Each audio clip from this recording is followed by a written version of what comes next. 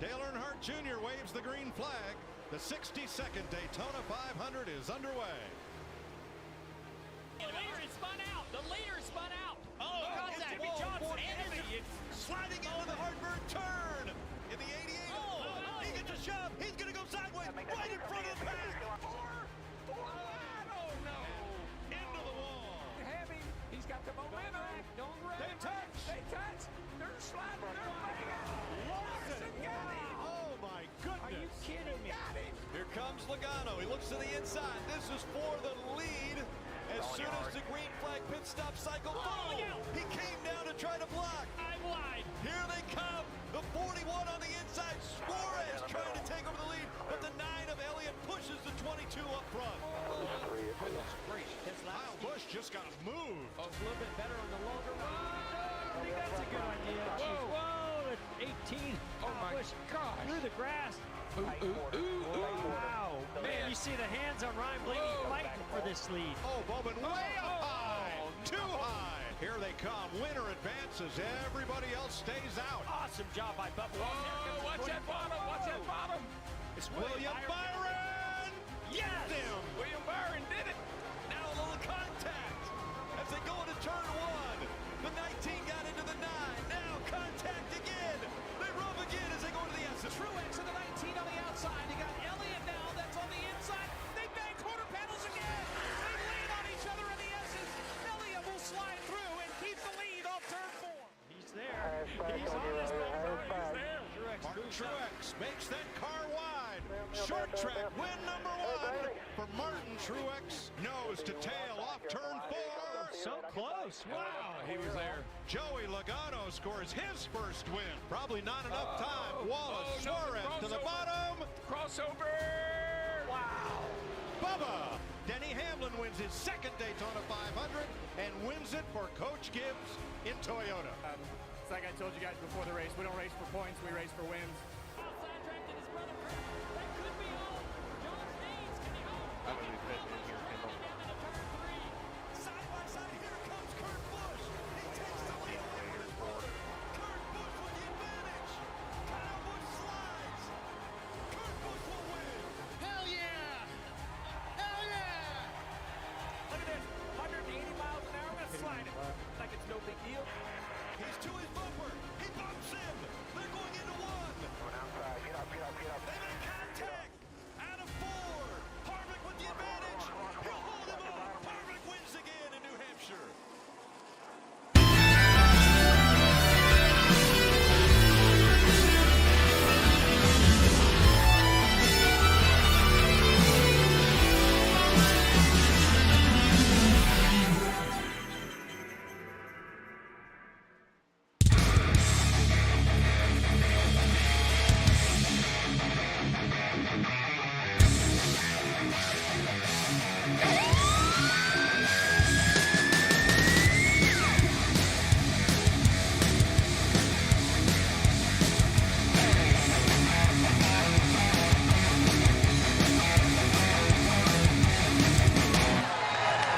Good job, buddy. You run right there.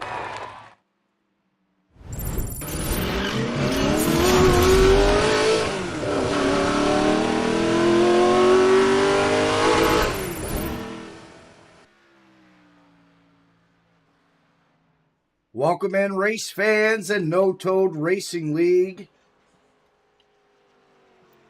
as we have a special night tonight.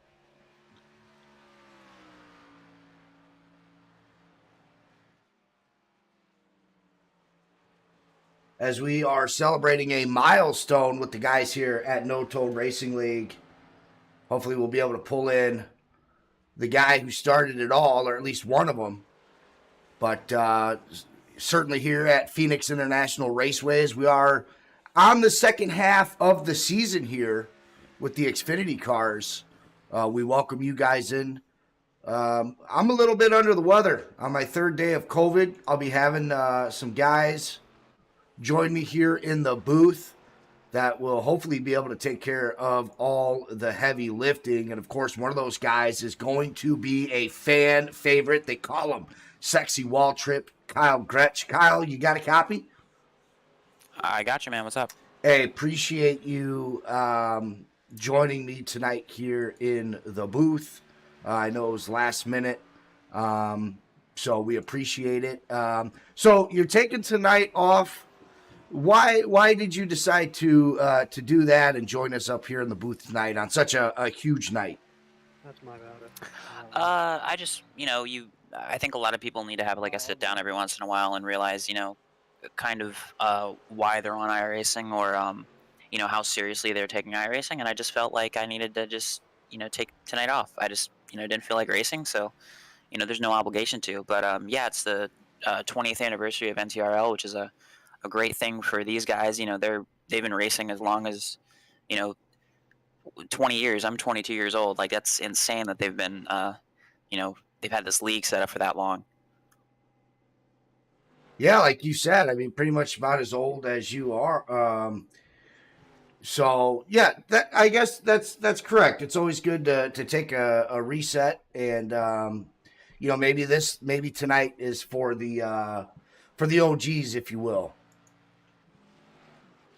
Yeah, definitely, and I can give you some insight on some people driving and kind of give you a story about experiences that I've had with them, or just give people praise that deserve it. So, yeah, just be a fun night. Apologize to the guys at home, trying to get things situated on both my monitors here. My SDK has disappeared. It's stuck behind my iRacing on my main monitor, trying to get it brought up. There it is on my end. Let me swing that over here. Get situated over here.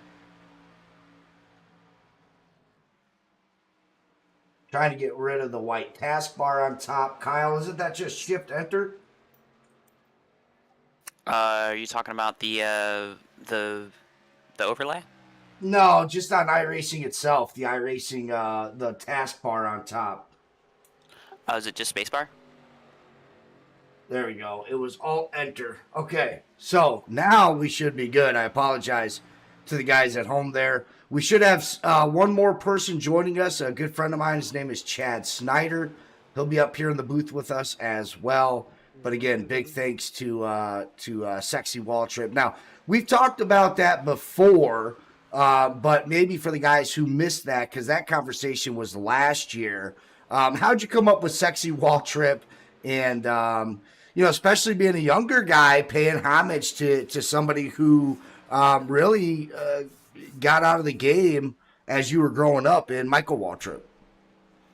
Yeah, I've been a Michael Waltrip fan. He's always been kind of like my second favorite driver. I was a big Jimmy Johnson fan as a kid. I've been watching racing since 2004. But yeah, he did an episode of Dancing with the Stars, and for some reason, there's a picture of him in a bikini top, and that was my profile picture. And when I joined NTRL last year, and yeah, all good nicknames come from not yourself. So I think it was Al Corey or Sid Kashishian, one of the two of them that called me Sexy Waltrip, and that stuck before I even turned a lap in my first race.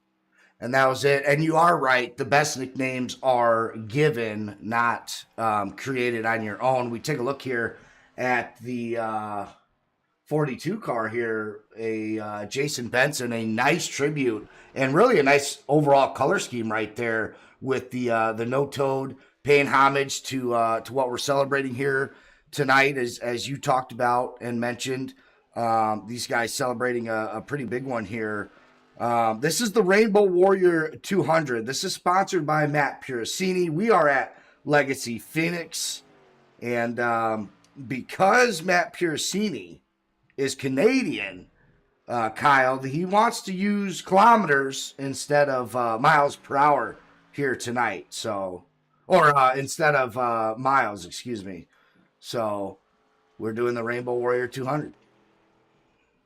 Hey, I would not like to have to do the live math of converting miles per hour to kilometers. So, yes, the kilometers distance is nice for making a race distance look a certain mileage that you want. Gives you a nice round number. Now, you've been with this league for how long, Kyle, overall? I joined the league right after the Indianapolis road course race because I took a trip out to that race, and yeah, I came back and my first week was that. So that would have been I can't remember, but it was kind of past the midpoint of last year. So I've been in here for almost probably 7-8 months at this point. Sure. And when I was talking with Gary about this whole thing before he had even brought me on, even last year, speaking with him about growth and expanding out, he was kind of on the fence of trying to keep it, really tightly knit, just the guys that he's known. But it kind of feels like since then he's really opened up the door here for a lot of new drivers. Not only in the league, but now we're expanding. We got the 87s that they race. You guys have a second league in the ARCA series. Talk to us a little bit about what you've seen as far as this league expanding, not just with the drivers, but with the different series that they're including.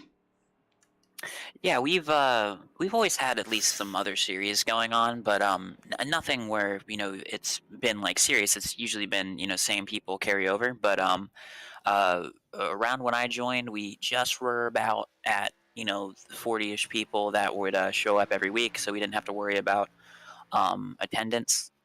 Having too many people show up to a race, but yeah, kind of towards the end of the year, we started kind of getting more and more people in. People were joining this league and they were enjoying themselves. We do have a fairly tight knit group. And the word spreads and more people start to join, friends of friends, and yeah, we ended up having the ARCA series, which I think is our first real like secondary tier series where eventually at some point that's going to be like a B tier, like our Xfinity series to our Sunday series, which is our like sort of cup series. And yeah, we're going to be adding a next gen series here on Friday coming up next week. We've got King of the Hill on Saturdays.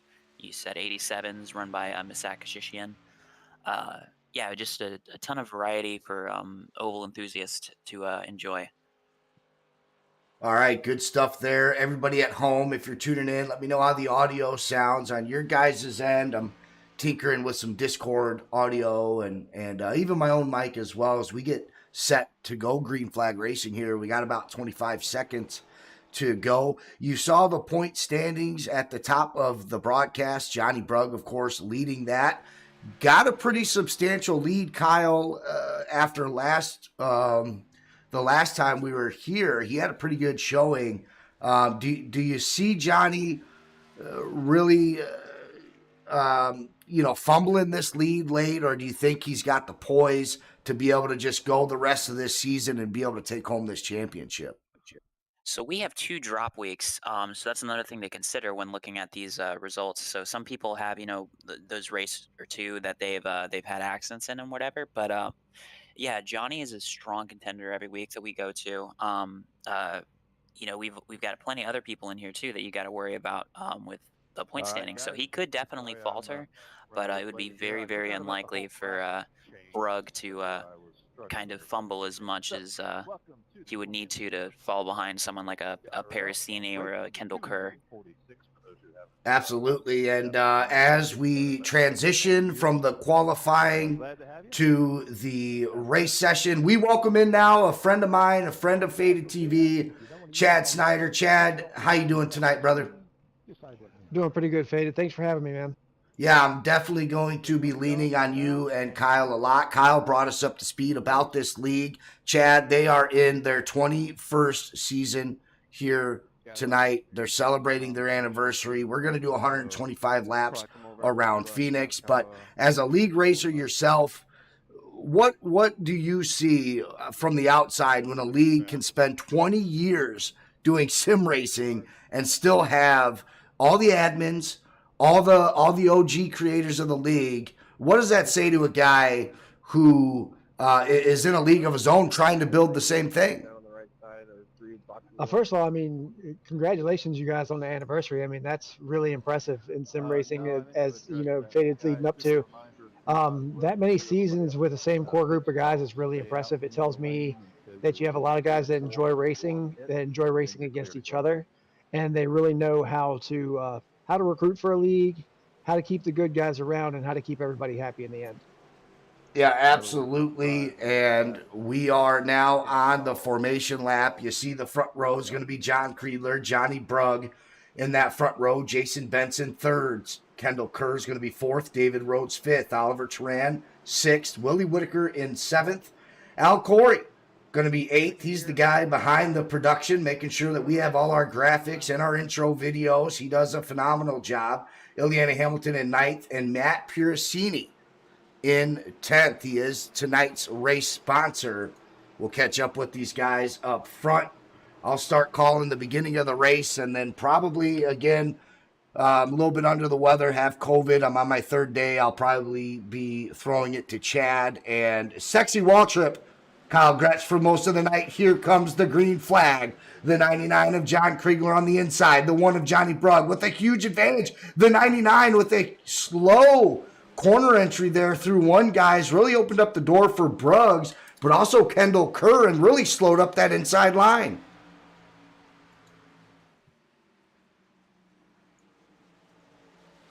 Yeah, Kreidler got put under a lot of pressure there going into turn 3 there. Oliver Turn getting on his back bumper there, almost made a little bit of contact there.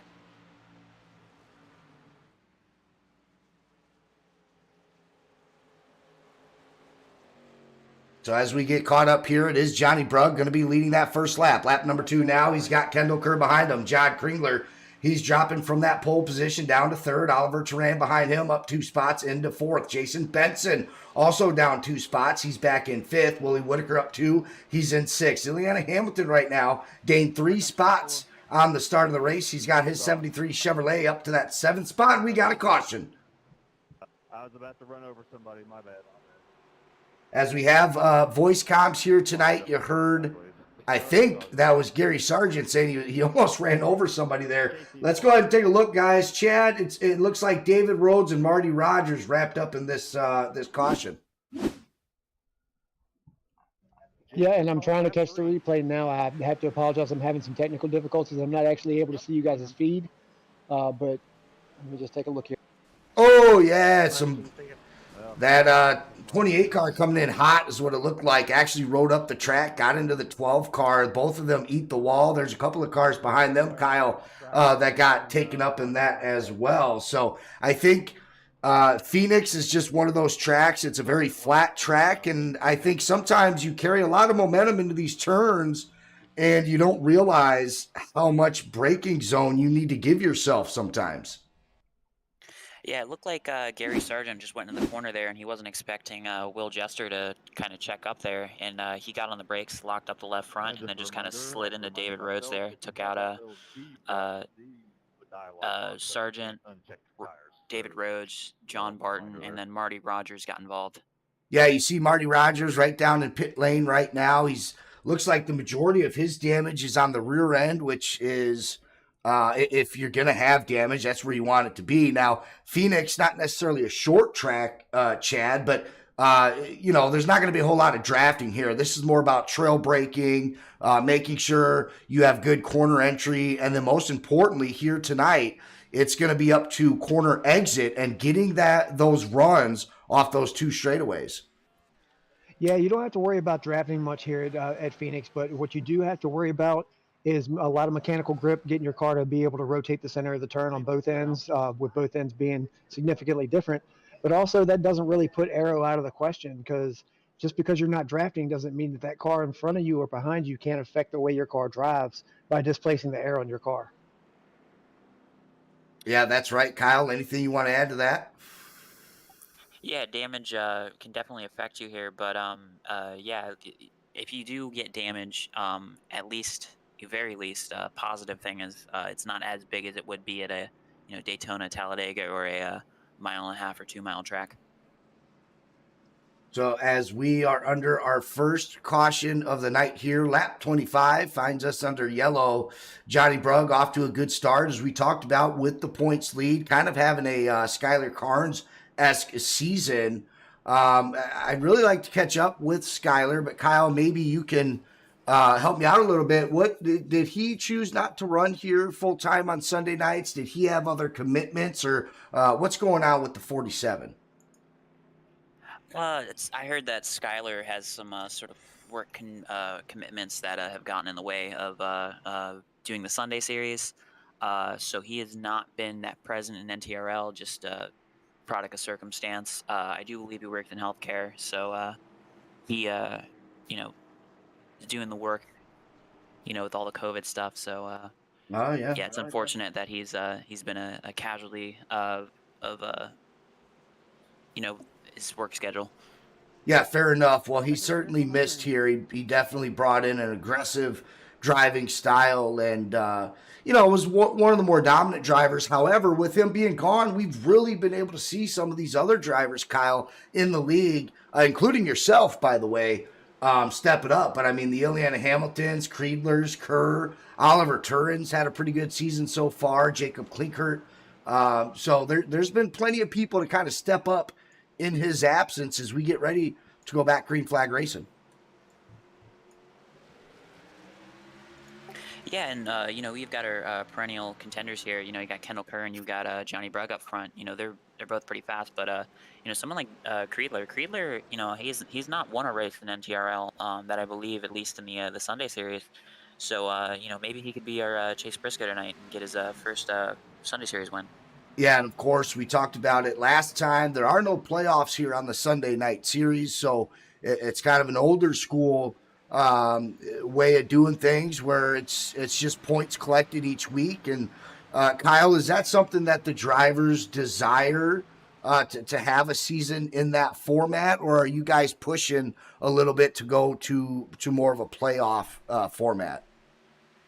I don't think there's been a single peep about doing a playoff format. I know there's other leagues that aspire for that, but we still we have our things that we want to do. Like this series is really supposed to be kind of a sort of mirroring of real life and kind of have real life rules. We would have stages.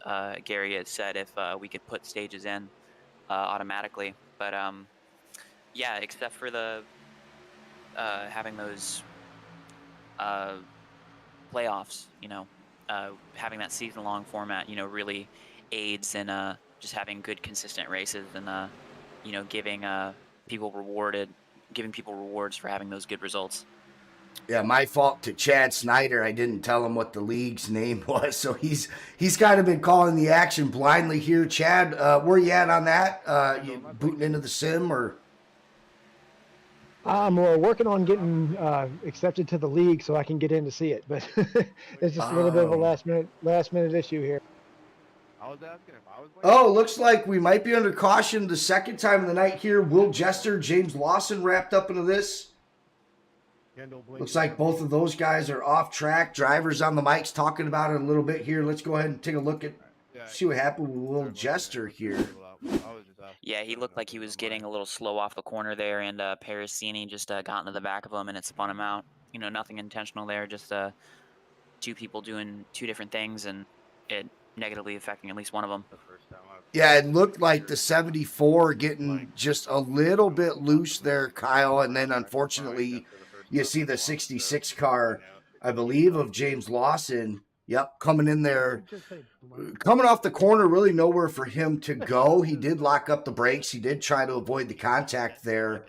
But unfortunately, that's where the majority of the damage comes from. But yeah, you're right. He just got a little bit loose. Matt Piercini gave him a little bit of a love tap. Obviously, probably nothing intentional. He just didn't expect Will Jester to get loose and lose that momentum coming off corner exit.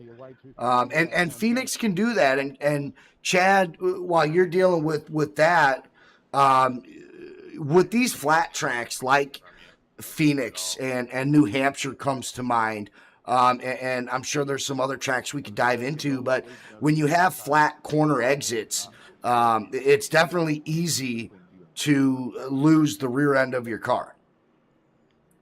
Yeah, whenever you have flat tracks like this, lateral grip is a big must-have coming off those turns, and it's just something that's so hard to achieve on a flat track, especially in these Xfinity cars. They don't have a lot of downforce. So throttle management becomes a big deal when trying to get off the turn, especially when you're trying to make a pass and you're stuck up underneath somebody, and it can result in that type of incident.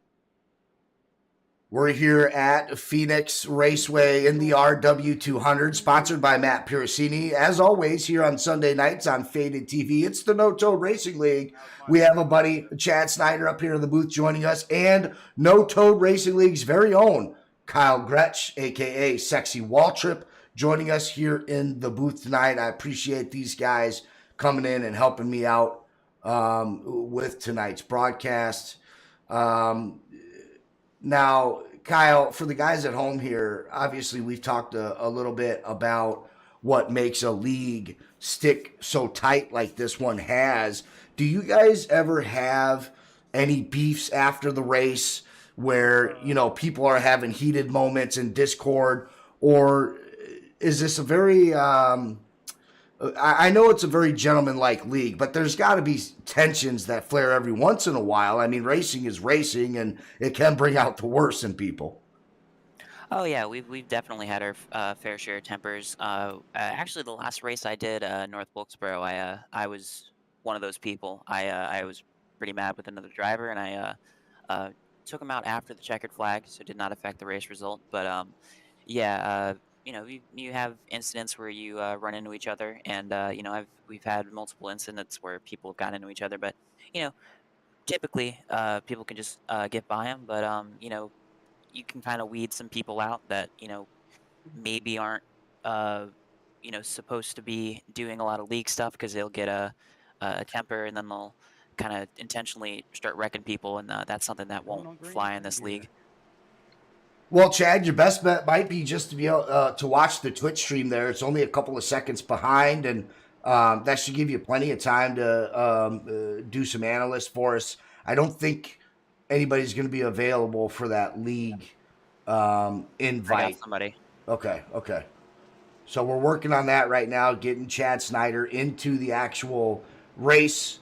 For now, he's kind of sitting tight, watching the broadcast, giving some great analyst stuff so far anyways. But it's going to be Johnny Brugg, Kendall Kerr once again on that front line. Green flag drops, Brugg on the inside, Kerr on the outside. The 73 now, Amelia Hamilton trying to poke his nose on the inside of the 21. He does. You see him in the Hellman's Mayonnaise paint scheme, trying to make it work on the inside, not able to get it done. The 21 car of Kendall Kerr holding on to that outside line, and now he's on the inside of Johnny Bruggs fighting for the lead. Oh, we got a spinner in the back. John Kreidler's dead sideways, and Jacob Klinkart gets turned around. I'm not sure if there's a caution. Need a manual caution. They're saying they need a manual caution right now on the radio. We'll see if the race control gives it. They do. Good call by Kyle up here in the booth. He's exactly right. John Kreidler spun around, went off track. iRacing was not going to give the caution. This was a race-controlled caution. Let's go ahead. Post it right there. Let's give it a little rewind action. Catch this from the beginning. We're looking at the 99 car right here. That was our pole sitter. Looks like the 5 just got into him a little bit. And then the 5 goes around too. So, Kyle, a little bit of pushing. We just talked about maybe some beefs after the race. That might be one right there, as there was a couple of cars there just kind of bumping and grinding their way on that restart. Yeah, I don't think there's going to be any beef over that one. A lot of the times you come to these racetracks, if you get a clean practice session, a lot of times that aids into a chaotic race where people are just very comfortable in what they can do with their cars. So it looks like they're just, you know, Klinkart got in a little bit deep, hit Kreidler. They backed up into Al Corey, and Al Corey spun out the 5. Unfortunate incident there, you know, definitely avoidable, but you know, you never know what that person's going to do in front of you, but ultimately you're responsible for your front bumper on your own car. Yeah, and Chad, talking about Phoenix, we've talked about how flat it was. We got into it a little bit about it not necessarily being a short track, but it's certainly not a speedway either. The way that this track can run, I mean, you can run the outside, the inside. doesn't it kind of have a short track feel to it? I mean, when you get into Phoenix, you know there's going to be some tight racing. You may have to trade some paints with some guys here and there, but is that the concept going into Phoenix, that this feels more like a short track than it does anything else? Oh, for sure. This place definitely has a very short track feel to it and a lot of short track properties, but at the same time, it has multiple lanes, like you were talking about, which is what you really don't hear about at places like Richmond or Bristol, or, well, not so much Bristol, but maybe more like Martinsville. And you have to kind of take a short track approach to it, to how you get in, through, and off the corners here. But a lot of times, with the multiple lanes, you run into people being in your exit and having to make adjustments to get through the turns like that. And sometimes it makes for a really interesting race. Yeah, absolutely. As we catch up with those guys that were involved in that latest caution, Jacob Cleancart in the 5 car, he's sitting right outside the top 10 behind Marty Rogers in 11th. Willie Whitaker, he is in 12th. Some of the big movers so far, Kyle Ileana Hamilton up 7 spots. He's in 3rd. But I'm looking at that 8th spot right now. Brian Cooper in the 96, up 13 spots inside the top 10. Yeah, Brian Cooper, he's a guy I've gotten to know pretty well. We do the Monday night broadcast, but I know that car pretty well because I painted that this weekend for him. He was very happy with what we came up with. You know, just a simple design there, but that black outline on the inverted paint scheme he typically runs is working pretty well for him, and that might be the lucky charm that gets him to the front and maybe gets him a win here. Well, so far, so good. Again, up 13 spots. And honestly, sometimes the simplest paint jobs are always the cleanest. And I agree with that. That Iowa Hawkeye inverted paint scheme looking pretty good right about now. I'm really digging this this no-toed anniversary paint scheme. I know Al Corey's rocking it. There's a couple other drivers out there. I think one of the Benson brothers is running it, and I think Gary Sargent as well. Or is he still in his Jaguars? No, he's in it as well. It looks like we've got a good core group of the NTRL guys that are running this. We've got Al Corey, we've got Jason Benson, we've got John or Naj Crutchley running it. Looks like we've got Gary's running it. We've got John Barton running it, and we've got David Rhodes running it. So a nice nice turnout, if you will, for that paint scheme. It's really, really clean. Who designed that and who painted that? Do you know? I do not know, but I can go look it up. Well, shout out to that painter. As we get back to green flag, Kendall Kerr has been really good restarting. Well, I can tell you a third works fine. I had to slow down. Yeah, Kendall's one of the silent but deadly drivers. He doesn't make a lot of noise, but then all of a sudden he shows up and he goes out and does something you're not expecting. Oh, thank you for that. I got caught up in a cough fest there. As under the weather here tonight. Couldn't finish that sentence, but look at this, bumper to bumper, that 73 car of Ileana Hamilton fighting right behind that Johnny Bruggs. And Oliver Turan, we talked about having himself a good season so far. He's right there in 4th place, waiting for any of these guys to make a mistake, maybe touch, and one gets pushed up the track. He's going to be right there for that track position. Yeah, I was talking about John Creedler earlier, who doesn't have an NTRL Sunday Series win, but Oliver Turan, he's a new guy that doesn't have a win either. He was new here. He's been a big help in our 24-hour effort. We did a 24-hour effort with myself, Skylar Carnes, Oliver, John Campbell, the 117 Krispy Kreme car, and Michael McCuskey, who usually runs the 22 car. As we take a look at the blimp, these guys that are up front, pretty much single file throughout the top 10. We go back to Al Corey. He is in 7th. Brian Cooper, again, the guy with the 13th position so far. Willie Whitaker in 9th. Jacob Cleancart in 10th. So half of this field pretty much single file. But there's a lot of space growing in between right now. We have a heated race up front. But once you get back outside the top 5, we're starting to see a lot of separation here. I'm staying high, go low. Yeah, potentially a bunch of different strategies here because we've got we can go 50 laps on fuel here. And with the caution, we're going to be right outside a fuel window of doing a 1-stop. So you're going to need to save fuel here because doing 2 stops here to the ends is not going to work without how that cautions have landed in this first part of the race. There is league owner and admin out of Greensboro, North Carolina, Gary Sargent, driving the Ford as an Xfinity driver. Such a good dude to work with and work for. Scott Kelly behind him out of Alexandria, Virginia.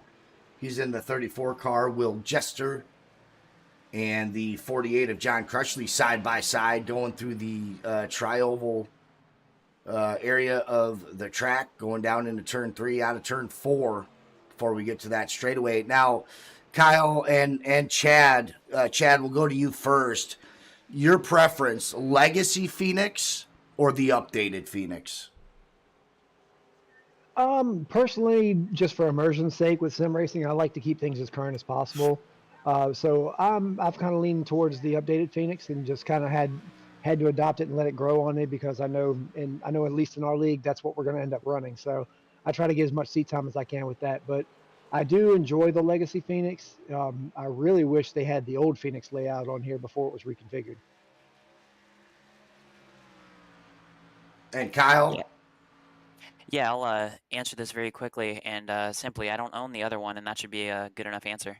Yeah, 100%. Now, when I first started, and Kendall Kerr, by the way, just an update, has taken over the lead from Johnny Bruggs. They were side by side there pretty much for the last 20 laps or so, but it looks like Kendall Kerr won that fight down into turn 1 now. He's got a couple of car lengths on Johnny Brugg. Ileana Hamilton still 3rd. Oliver Turan 4th, with Matt Piercini still in that 5th spot. Now, we talked about just how much separation there was.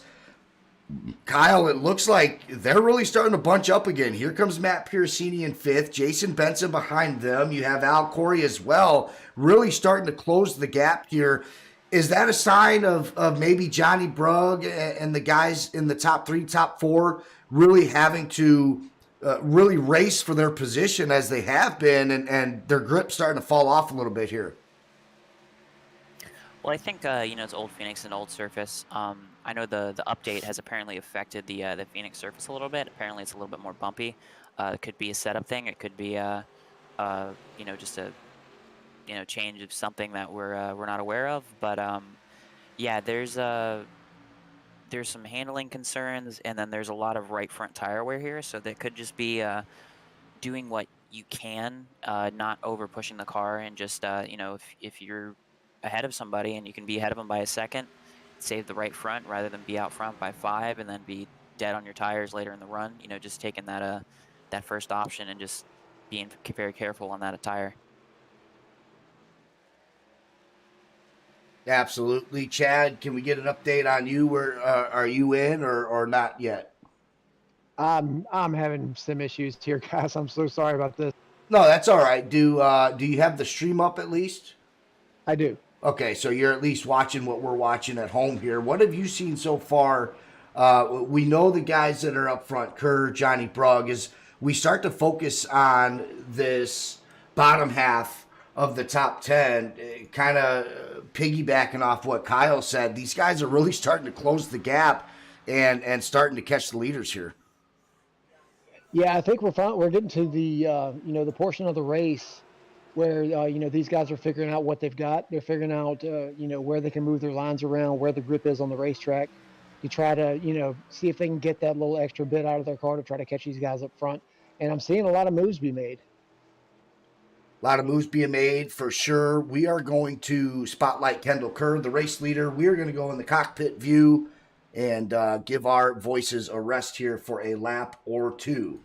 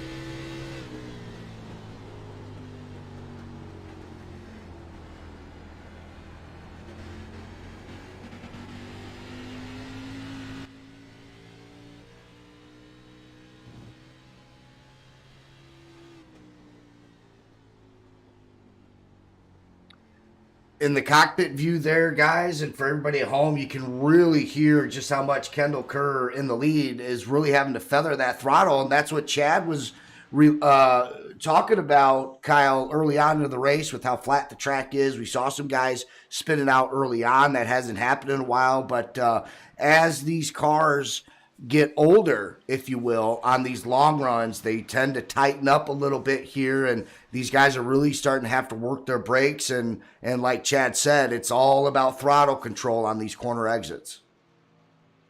Yeah, we've so we had this practice session. I was just sitting in here talking with some people during that session, and there was barely any accidents. Everyone was very, very good at keeping the car under themselves. So yeah, I mean it's going to come down to just tire wear. It seems like it does get tight, so you're not going to be worrying about getting that loose off condition and having somebody loop it. But you know, looks like any caution really is just going to be two cars getting into each other. Speaking of two cars getting into each other, Chad, right now we got Johnny Bruggs looking on the inside of the 21 of Kendall Kerr, but Kendall's so good on that middle line. That's where he took the lead from Johnny. He dips back down to the yellow line now, but he defended that position really well, even giving up the inside line to Johnny Bruggs. How's he able to run that midline so good and be able to maintain that lead? Well, running that middle line, you don't have to quite lose as much momentum to get around the turn. He's able to maintain a little bit more center speed through the center of the corner. And especially if being late in the run like this, if his car's a little bit tight, that center line can be, a little bit of a savior because you don't have to kind of pinch the car down as much if it's not wanting to turn. Beautiful, beautiful answer. Chad Snyder up into the booth with us, friend of Faded TV. We got Kyle Gretsch as well. Is it Gretsch or Gretchy, Kyle? I should ask. It's Gretsch.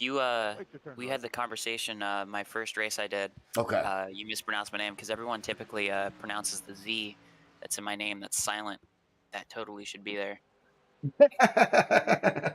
Well, hey, sometimes that's just the way it works with names. I've seen worse. I've pronounced worse as well. So, but I just wanted to be sure. Lap 41 maybe have been a little late for me to double check on that, but that's fine. Really good stuff from both of you guys here so far tonight. I hope everybody at home appreciates the effort as well. It's always good to have friends in the booth. But right now, looks like we're coming up on some lap traffic. It's just one car for now, but looking at the track map, Kyle, sooner or later, we're going to be coming up on that 18th, 19th car pretty soon. If we don't get a caution here, though, I'm assuming these drivers, before they catch the tail end of that lap traffic, may just come down for their pit stops. That's definitely a strategy. I don't know where we stack up here with pit stops, but we're looking at a 50-lap fuel run here. I'm not sure if you're going to be able to overcome that with like a early commitment to a pit stop and just kind of splitting the 100 laps to the finish from when we had our restart into a 33, 33, 33 lap stints. Having that 12 extra laps, I don't think you're going to gain the your track position back. But it's just interesting to see who hasn't pitted here, because if you haven't pitted, it looks like you're going to have to do another pit stop here for fuel at least, because like I said, if we have 50 laps of fuel and we've done the first 25 laps and you didn't pit when you had the opportunity to, you're going to be short on fuel here. Now, you see Johnny Brugg doing exactly what Chad Snyder was talking about while he was explaining to us that middle to outside line, able to roll your car through the turn, being able to keep that center speed up. And Johnny Brugg, since going to there, really he just blew the doors off of Kendall Kerr there, Chad.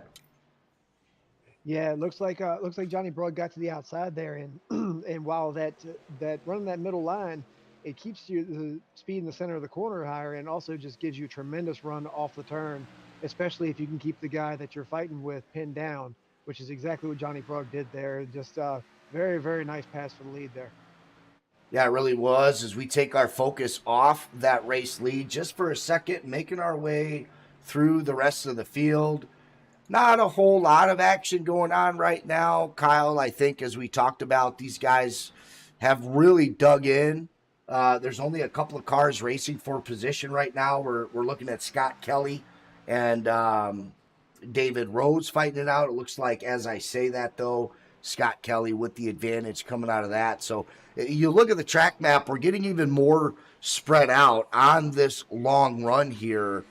If you're a car that's a little bit off pace, you're way back there, you're outside the top 10, maybe 13th, 14th, 15th.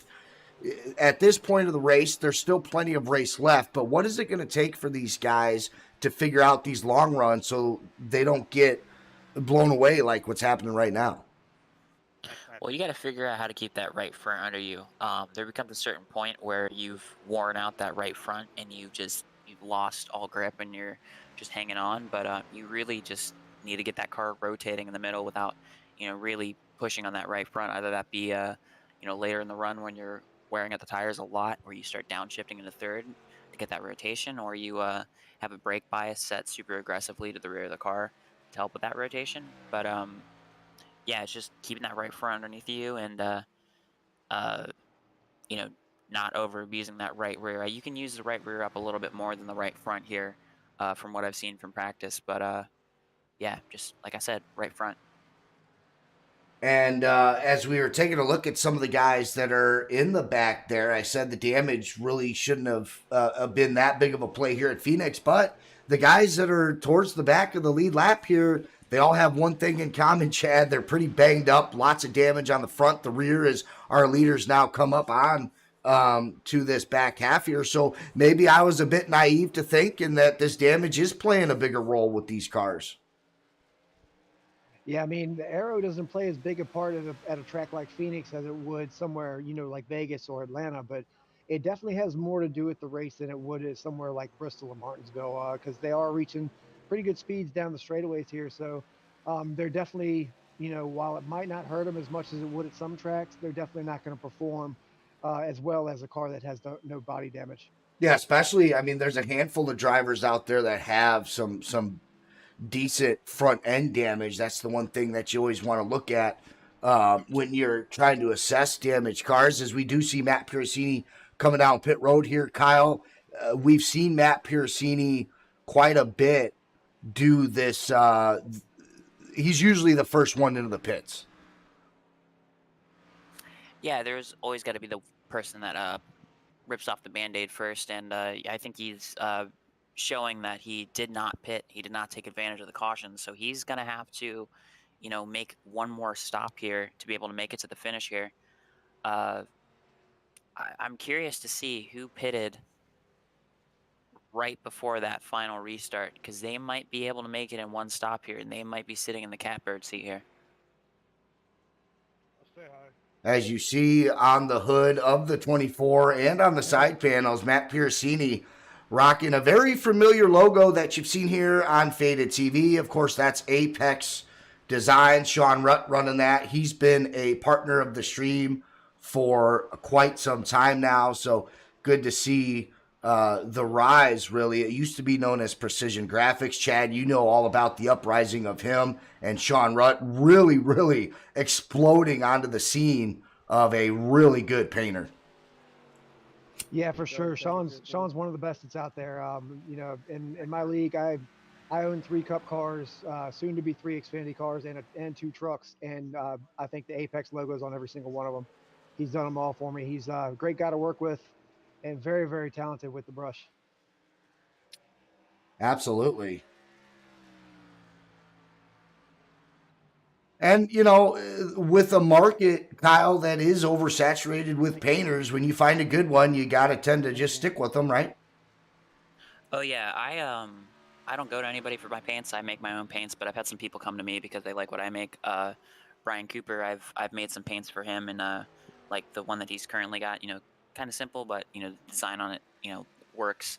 You find the person that, makes what you like, and then you kind of stick with them because, they make your car look like what you want it to look like, which is, exactly what, you want. That's half of iRacing. That's why trading paints is so big. Yeah, it really is. And not only just for sim racers, but I mean, the racing community. I see some dirt track cars that have YouTube channels, IRL. They got the trading paints on there. Trading paints, though, I don't remember what it was. I was just hearing about it yesterday. They're getting their hands on some IRL racing series, kind of like how Fanatec jumped onto the scene and are sponsoring some IRL race series and race cars. Trading Paint's doing the same thing. I think people tend to forget sometimes, including myself, just how big iRacing has impacted the racing world IRL. Yeah, nothing really beats, iRacing with the terms of kind of having everything. The only thing we really don't have is like rally car racing, but we've got the mountain road that we just got, Pikes Peak, not Pikes Peak, Mount Washington. So I think they're starting to get their feet out there, but we've got, we're the only real series that's got or simulator that's got accurate dirt racing. We're the only place outside of downloading NR 2003 where you get like the actual cup cars, the Xfinity cars, the trucks, the modifieds, and think about the Formula One cars. We've just now got a Mercedes from 2021. That is taken to the extreme with the data they've collected with it, where they've compared it to real life data to where it's fractional things that are off with it. So this is iRacing may be expensive, but it is the pinnacle of sim racing. Just kind of getting that in home for everybody. Yeah, online motorsports definitely starts and stops here at iRacing. Chad, I have tried to branch out, and every time I come back, there's nothing like iRacing.com, as Kyle was talking about with the oval stuff and a true dirt simulator. But I mean, overall, everything. I mean, the super late models, the pro late models on asphalt, they take care of almost every kind of driving style that there is, and everybody's taken care of. So I don't see iRacing falling off anytime soon. In fact, I just think even post-pandemic, we're going to see a lot of guys. We got some trouble down pit road here. The 48 and the one of Johnny Bruggs. Actually, it looks like the 48 gave him a little bit of a love tap. But to bounce off what Kyle was talking about, what makes iRacing so great to where it's so hard to branch out? I think it's just, speaking of what Kyle was saying, it's the amount of data and the amount of options that you have on this platform.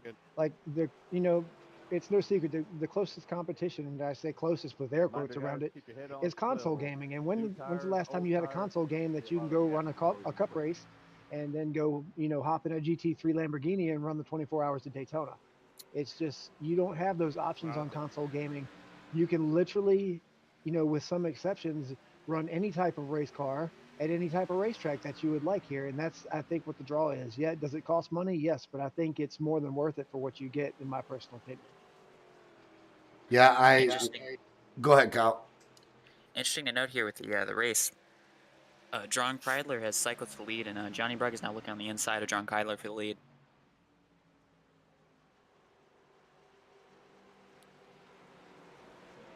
Well, Johnny Bruggs is actually showing up in my timing as 5th still, along with in 7th. Oh, sorry, that's my bad. Yeah, with Kendall Kerr in 8th. I think they were just racing to get their lead back, but you're absolutely right. The 99 of John Kreidler, who was our pole sitter, kind of fell off early in the race, fell back. He's now maintained that. Scott Kelly behind him in 2nd, up 12 spots. Gary Sargent in the 28 Ford is up 16 spots. He's in 3rd, but of course, Kyle, these guys are going to have to come down pit road for their cycle, which means naturally we should see Johnny Brugg, Kerr, and the rest of the guys retake their spots up front. Yeah, but the strategy is not that straightforward here. We've got 2 different pit cycles going on here. You never know which one's going to come out on top. You've got the 2 fastest cars in Johnny Brugg and Kendall Kerr on their strategy, but Parasini pitted early. He's got 4 seconds on Kendall Kerr and Johnny Brugg. But we've got this group up front of Kreidler, Kelly, and Sargent, where if they can get to lap 75, they might be able to pit once and everyone else has to pit again, and they're sitting in a position to get a really, really good finish here. And that is an outstanding point, one that I didn't even think about. You're absolutely right. The 24, Matt Piercini, did that early pit strategy. He does not have to come down pit road for a while. He has a good advantage over Johnny Bruggs and Kendall Kerr. He will be our race leader once Scott Kelly and Gary Sargent comes down for their pit road. Now, the only thing that obviously can throw a wrench into these guys' strategy, Chad, is if we get a caution. However, the way the field's sitting right now with them being spread out single file, we might have a long wait here for another yellow. Yeah, and I think if that caution is to come, when it comes is what makes the biggest difference for who it would benefit. Now, the 24 right now does not need that caution because he does have a sizable lead on the one of Johnny Brugg, but he's probably going, when we get to a point where if there's a caution, the 1 and the 21 would stop as well, then that's when he's going to want one so that he can be on equal tires with them and be up front, because right now they're going to start running him down as that tire advantage wears away. Yeah, and of course, Kyle, I think it's important to note with Matt Piercini having such a comfortable lead, you've talked about it throughout the night, protecting that right front tire, protecting your equipment out there. Nobody is challenging him for the lead. He knows when he looks at the relative, of course I say that, here comes Johnny Brugg off of turn 4, chasing down Matt Piercini. I was going to say Matt could kind of take it easy here, but as I said that, here we go. Yeah, Piercini here, I think he's got a couple lap old tires. I'm not exactly sure the exact lap, but yeah, you can just see that tire difference just coming into effect here. But interesting to note, Gary Sargent, he is still out front. He is not pitted. If he can make it to lap 75 or 74, he might be able to stretch it here to the end, even though he got caught up in that early accident. Yeah, you see the damage on the rear end there. We are on lap 69 of 125, and as Kyle talked about, that's the goal that Sargent needs to hit. That way he just comes down for one more pit stop. As Kyle has talked about earlier in the race, we are on about a 50-lap stretch as far as fuel goes. If we do get a caution, obviously that extends the fuel just a little bit, but sometimes you're not always thinking about that because you can't control that, right? You can't control when or if a caution is going to come out. So he needs about 5 more laps on what he's running right now, be able to come down pit road. That should be his final stop. He's going to have to battle his way back up through there, of course, because so many guys have come down pit road. But Chad, we've seen it now. We've seen 2 different strategies. We see Matt Piercini doing the short pit stop, and now the race leader, Gary Sargent, is doing the absolute furthest stretch of a pit stop. What do you prefer as a driver and why? Do you want to be on the short side, or do you want to be as long as your fuel will take you?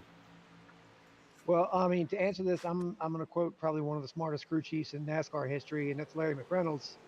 Says if you follow what the leader does, you're going to follow the leader. So if you're the leader, you can pretty much set the tone for the strategy of the race. But if you're not able to hang with the leader straight up, then you want to do something contrary to what they're doing, try to give yourself a chance. Interesting to note here, Gary Sargent, he's 3 laps away from being able to pit and then making it here to the end. He has been passed for the lead by Johnny Brugg and Kendall Kerr.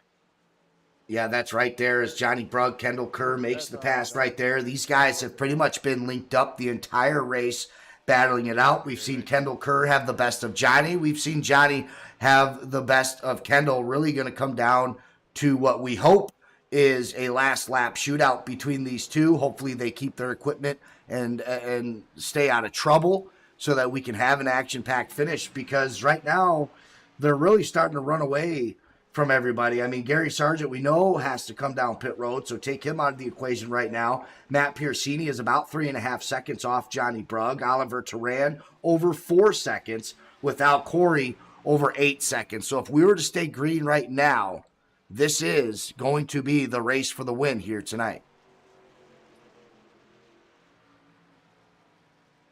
Oh, we got the 34 car in the grass. Yeah, that is Scott Kelly off track. We'll wait for the caution to see if that... 28 pitting in, go high. I'm not too sure. Gary Sargent on the radio. He's making his pit stop right now. Sorry, pit stop. Got twisted on my words there, but he was telling everybody, go up high. I'm going down pit road. It looks like we're going to stay green. We'll go ahead and see what happened with Scott Kelly here in the grass. He's in the 34 car, I believe, on the inside. It looks like, him and Gary Sargent get into it just a little bit. And you're absolutely right. Now he locks up the brakes onto the track just a little bit, but what saved us from the caution there, Chad, is he does take the tow to pit road. Yeah, and that's really kind of a selfless move on his part, because as anybody who's done iRacing knows, that tow pretty much ends your race, because it's going to be 2 minutes or so before it even allows you to do any repairs. And being under green like this, that's going to put any suitable finish out of reach for him. But he decided to do that rather than drive it back and cause a hazard for the other driver. So really a selfless move, in my opinion. So, Kyle, I'm going to throw it to you. Gary did everything that he needed to do. He waited till lap 75, lap 76, came down pit road. He now finds himself in 14th. What's he going to have to do here to ensure that at the end of this race, he's back up into that conversation of taking home a podium? I think he's just naturally, just with how long he stretched the run, because I think he pitted, with that final caution we had, whereas these other drivers had not pitted. So he had fuel going into that final run. So him pitting there, just puts him into the window of making it. Maybe he will have to save 2-3 laps, maybe, but nothing really insane. But he did give up a lot of time there, either that be saving fuel or, just the damage he's incurred. But someone I'd like to bring some attention to is Kreidler. Kreidler is sitting in 5th, and he has got the freshest tires on the racetrack. Not on the racetrack, but out of this top 5 group here. He has been kind of steadily sitting around in 5th place here, and he will be able to go and pit whenever he wants to because he's got the most amount of fuel and tire. So he will, have that open playbook of deciding when to pit, and he could stay out here and potentially, trap Johnny Brugg and Kendall Kerr a lap down and find himself in a position for like an easy win or something. And we know he's got the speed. He was tonight's pole sitter. Had a little bit of a rough start right off the rip going down into turn 1 of lap 1. I think he hit his braking zone a little bit too early. It got congested. He got passed by a bunch, but you're absolutely right, Kyle. He's been able to hold his own after that, being able to hold on to positions, been inside the top 10, top 5 where he sits right now. He's got a little bit of damage on the tail end of his car right there, but no big deal as he has been keeping pace. He's about 7.5 seconds off Johnny Brugg, but as Kyle just mentioned, he's got an open playbook. He can call his own shots. Chad, I'm going to bounce it off to you with a guy like John Kreidler, or even what we were talking about before with Gary Sargent, these guys who have put themselves in a position to control their own destiny throughout the rest of this race. How hard is it to stay disciplined when you're a driver who knows, hey, I don't have to push recklessly here. If I can just sit back, save my tires, sit comfortably, these guys in front of me have to pit. I don't. Is it easier said than done when you're behind the wheel versus, hey, I'm here to race, I want to push my car as hard as I can? Well, yeah, it's always hard to make a disciplined decision like that. It takes a lot of discipline to not push your car as hard as it'll go. I take that back to just the very basic tire management. You don't want to run as hard as you can from the very beginning of the run because your tires aren't going to last to the end. So when you get in a situation like Kreidler is right now, you kind of get in that mindset of, okay, I need to stay disciplined here. I need to not overstep my bounds. And if I can get just a good solid pace here, take care of my car, then the rest will come to me. And we see Matt Piercini as well now joining into the mix. He is now in 5th as John Kreidler moves up to that 4th spot. We saw Matt Piercini. He's on the short side of the pit stops here. We'll see how that plays out for him. Johnny Bruggs and Kendall Kerr, they're kind of in that normal pit window if you will. So these guys are on the same pitch strategy. This is going to make for a very, very interesting race here at the end, especially with all these guys spread out. I think it actually adds some more intrigue. We're going to see these drivers now, Brugg and Kerr. They're coming up on the top 10, so they're looking to put some more cars a lap down. Right now, there is only 11 cars on the lead lap right now, Kyle, and I guess that is just a system of green flag pit stops, no? Oh yeah, you get a long run and you get different drivers, different experience levels or different uh, uh, amount of races they've run. So you've got different levels of tire conservation. Some people are really, really, really fast, but they wear their tires out. Some people are, not as fast and they do a really, really good job and they have minimal fall off over the course of a run. But I'd like to bring attention. I don't know if we've cleared this up, but Al Corey sitting in 7th place, running the No Toad 20th anniversary scheme. He is the painter of all of these cars that you see on track. Okay, I'm not surprised. Again, he does all the graphics work for the league. He's been a heaven sent for me, as when I took over broadcasting duties last season, I had told the guys I'm not I'm not a graphic guy. I don't do that, and I was worried that I was going to have to third party that. Al Corey stepped up, said don't worry about it. He does all the race graphics, not only for myself but for the ARCA series. He does the intro videos, just does some phenomenal work, always making sure that I'm taken care of for Sunday nights, and just a phenomenal job he's done with these no toad paint schemes here tonight. Yeah, and I don't understand how he takes these fantastic videos that are, just amazing, but also his iRacing photography is just another level. I can't figure out how he takes the photos he does and makes them look as good as he does. I wanted a slight correction just to give proper credit. Uh, Jason Benson in the 42, he also helps with some of the graphics as well. Uh, don't want to have Al Corey hog all the spotlight, but Benson also helps with that as well. Speaking of Al Corey, he is now coming down for his pit stop. We are on lap 90 of 125. Kyle has already brought us up to speed. We can go about 50 laps on a tank of gas here. So he's coming down for what should be his final pit stop. Of course, if a caution does come out, Chad, these guys may decide to come down just for some fresh tires towards the end of this race. Yeah, for sure. They may want to come down just to get tires and run out the last part of this race. As this track is very tough once those tires wear out. And if you don't take care of them in the first part of the run, they're really going to hurt you on the backside. One of the things with the tires we've seen is it is heavy on the right side wear, but you could, if you stretch it out long enough, you could risk it and do a 2-tire stop here.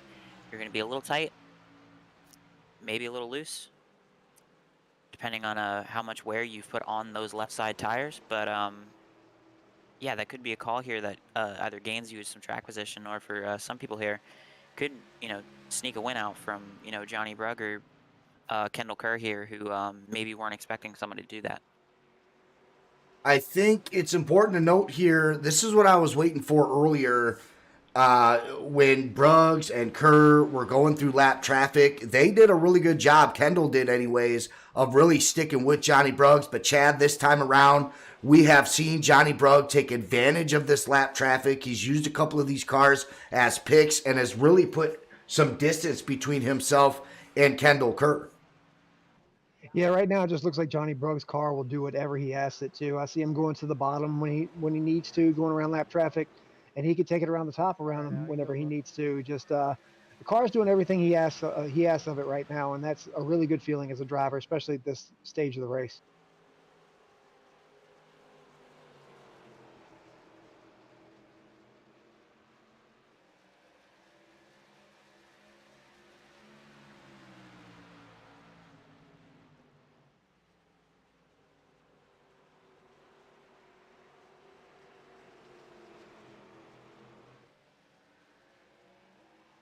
I'd like to bring attention to something that might be interesting here. It looks like John Kreidler. I was wondering why he wasn't gaining on the leader here. he might be saving fuel here. He might be able to make it. It's certainly a possibility, and some of these guys are going to have to think about that. There's only a few that we know of that can make it to the end. Gary Sargent, of course, who is in the top 10 and 8th, but he's still a lap down. Johnny Brugg may be on that strategy. He might be saving some fuel along with Kendall Kerr. Maybe that's why Kendall has fallen off the pace a little bit. That's a very good possibility. Why he's letting Johnny just kind of run with it, but we'll have to see. Lap 95 of 125. We are going to start seeing some strategies played out, and we're gonna watch it live here on Faded TV. We're gonna take a commercial break. We'll be back here in about a minute or so. We're live. This is iRacing on Faded TV. When you want to be the best, you can't settle for the rest. There's a reason that Makoni Setup Shop is trusted by more virtual and real-world tracks and companies than any other setup shop in iRacing. With partners such as Stafford Motor Speedway, the Nashville Fairgrounds Speedway, Five Flag Speedway, Speed 51, and more. When you want something done right, you go to the experts at Makoni Setup Shop.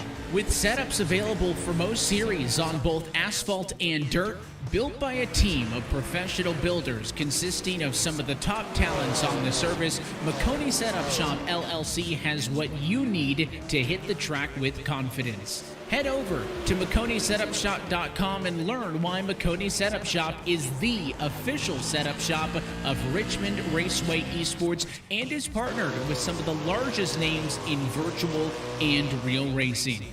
And remember, at Makoni Setup Shop, there are setups, but your victories. That's right. Don't forget to use code FadedTV for 15% off all your open setups, monthly subscriptions.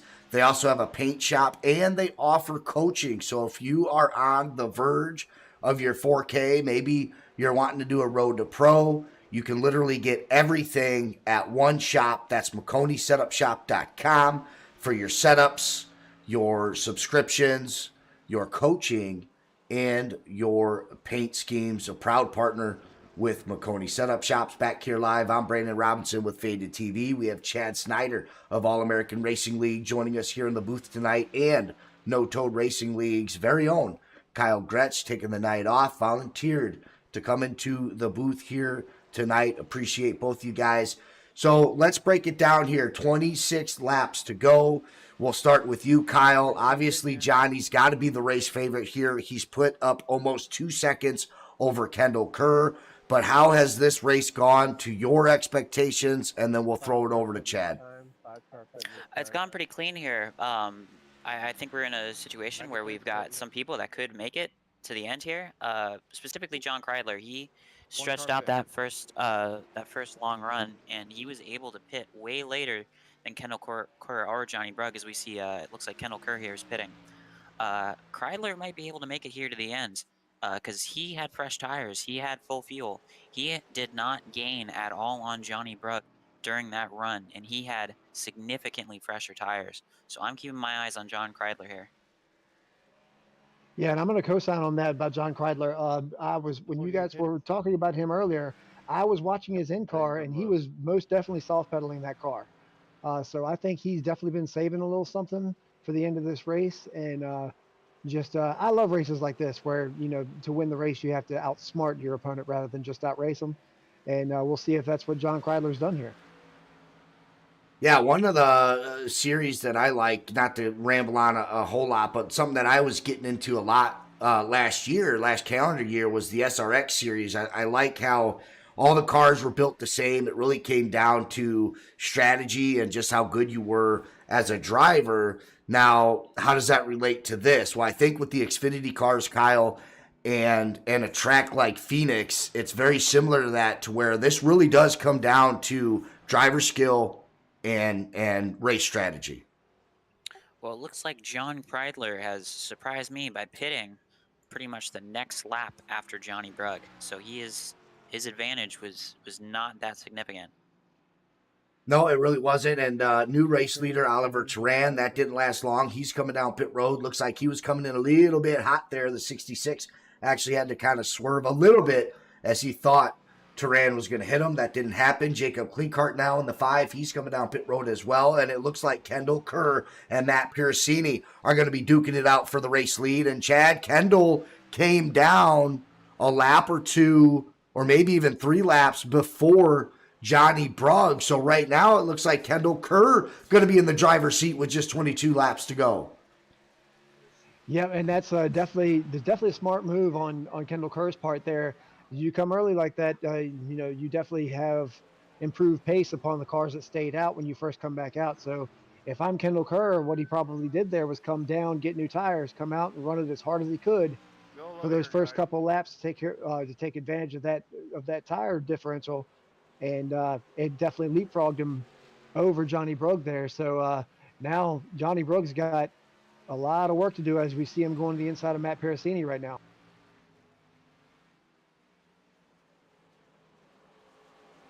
Oh, caution. Oh, and that is not what we needed here for these guys. Well, some of them did, I suppose, right? But Brugg is smiling ear to ear right now. Yeah. Johnny Brugg was trying to track down the 21 of Kendall Kerr after pit stops. He had just made his way past Matt Piercini. And Kyle, I have no information showing up on my iRacing live timing on why this caution was brought out. I don't know if you can dig up any information on that. All I have is that a yellow flag was thrown. I don't see any people in the red. I don't see anybody off track. I'm not too sure what's going on here. Well, coming off of turn 4 on lap 103 for Cooper, he was coming off the corner, maybe got a little hot on the gas there, started sliding, hit the inside wall. I guess he got sideways enough that it registered a caution. Lucky dog coming high. Take a look at the 96 car. This is, I think, still under caution. Let's rewind it just a little bit. Oh, yeah, right on the front stretch there. Coming out of turn 4, as Kyle said. Gets a little bit loose.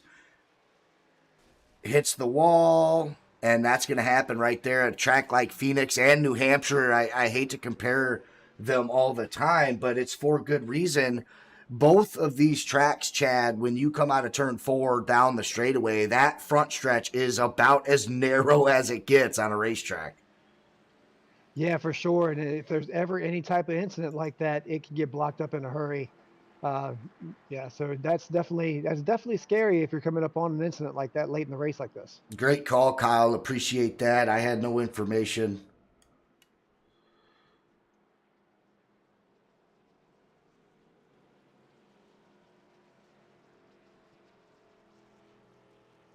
So this is going to be an interesting restart here. We have got 13 cars on the lead lap here, and I'm guessing a bunch of these guys are going to pit, maybe. We will have a short little stint here to the finish, and it should get wild. Yeah, it really should. John Creedler back up there.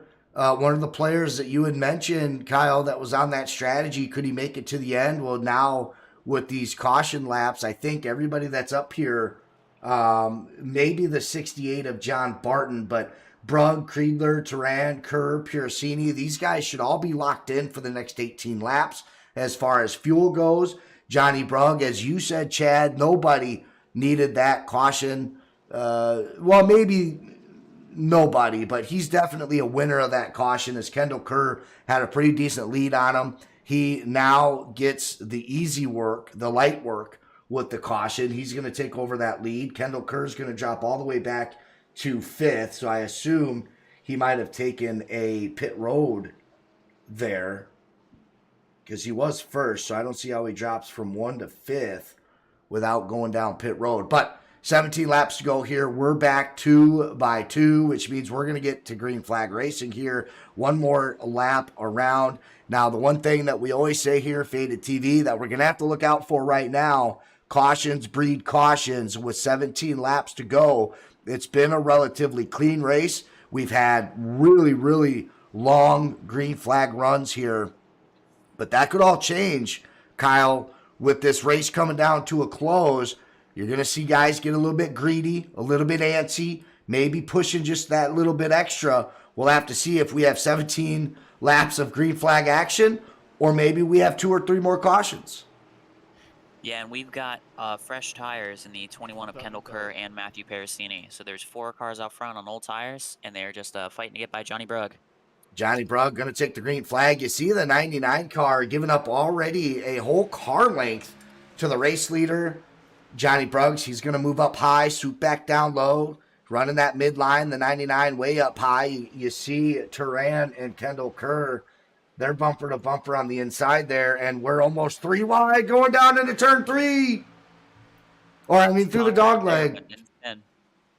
Yeah, and really, Chad, a heads up play by the 02 of Oliver Turan. If he would have stayed pushing that in there, we would have most certainly saw a caution there. So some discipline by Turan and a tip of the cap maybe by the drivers around him, that he backed off, because it did cost him a position or 2 there. Yeah, that's a big time heads up move by the 002 of Turan there. Just recognizing that you're in a bad situation and just bailing out. That's definitely the smarter play at that point. Not you're close to the end of the race. You don't want to ruin a good day at this point. 14 laps to go. Johnny Brugg is the race leader, but Kyle, as we saw pretty much all race long, the 21 of Kendall Kerr hooked onto his bumper right here. We've seen both these guys very comfortable with either line, either all the way down at the yellow. They can run it high. Right now, they're doing both. Who's going to make the move? How is it going to be? Right now, we're looking at it live. Kendall Kerr on the inside, side by side down the front stretch.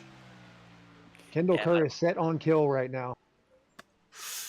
Yeah, about a 5-lap tire difference between Kendall Kerr and Johnny Brugg here. And that is not going to be easy for the one car in his turf floors, black and green Ford. As Kyle mentioned, Kendall Kerr on fresher tires than Johnny Bruggs. We're running on a race here.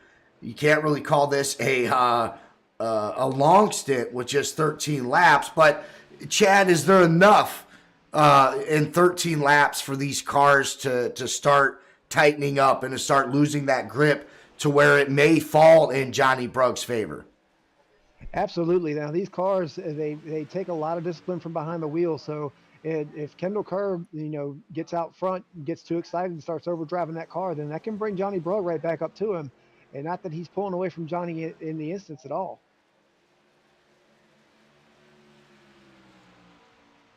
We'll try to catch up with some of the other action as much as possible, but keeping our eye on that race lead. Oliver Turan in 3rd. You got Jacob Klinkhardt in the 5, all the way back up to 5th. Out in front of John Kreidler. And that is going to bring out a caution, so that changes the aspect there a little bit. Kendall Kerr going to be able to keep a little bit extra grip on Johnny Brugg. Now, Chad, with 11 laps to go,